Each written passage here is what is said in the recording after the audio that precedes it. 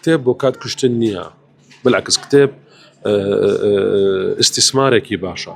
کاکانۆ دەمێت پێم بڵێ ڕۆڵی بەرپرسەکان کاتێک زیاتر کاتی ئەویان دەبێت کتێب بخوێنەوە؟ وڵا زیاتر ینی بەرپرس مرۆڤە و کتێب خوێندن هەمیشە بابەتێکی گرنگە بۆ ئەوەی بزانی دنیا بەکوێ گەیشتووە، ڕۆڵەکانی وڵاتت چۆن بەتایبەت ڕۆشنبیرەکان چۆن بیر دەکەنەوە و چۆن ڕکێڤیان دەبی تەئسیریان دەبی لەسەر میلەت و لەسەر گەنجەکان و لەسەرنەوەی ئێستا و دادێ.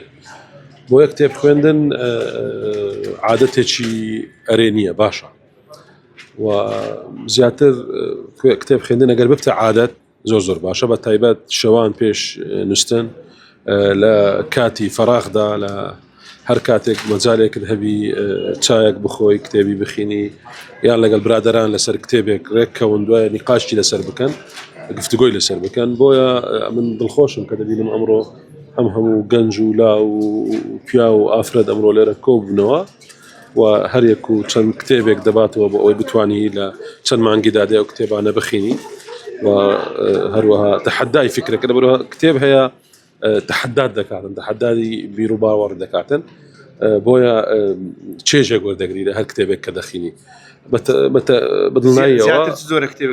بەدڵنیایەوە کتێب بۆ کات کوشتن نییە، بالعکس کتێب استثمارێکی باشە لە سەقافەی ئینسان و هەروەها لەوەی کە بتوانی هەمیشە لەگەڵ دنیادا بڕۆی بە پاش نەکەوی.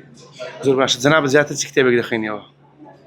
خۆی زیاتر ئەوەی کە یعنی پێوەستە بە ئیش و کاری خۆم و هەروەها ئەوەی پێوەستە بە خوێندنی خۆم. من دەرچووی سیاست و پەیوەندیداری دەوڵەتیەکانم، اینجا زیاتر کتێبی سەر سیاست، سەر مێژوو، سەر فەلسەفە ئەوانەیە کە لە کاتی بەکەلۆریۆس و تاکو ئێستا هەر ئەو کتێبانە دەخینم، بەڵام هەروەها بە تاکید کتێبی شعر و ئەدەب، کتێبی و ڕۆمانیش یعنی چێژی تایبەتی هەیە. بە شاعیرێک سەرسامی ئێستا کاک طلعت طاهر لە کوردی.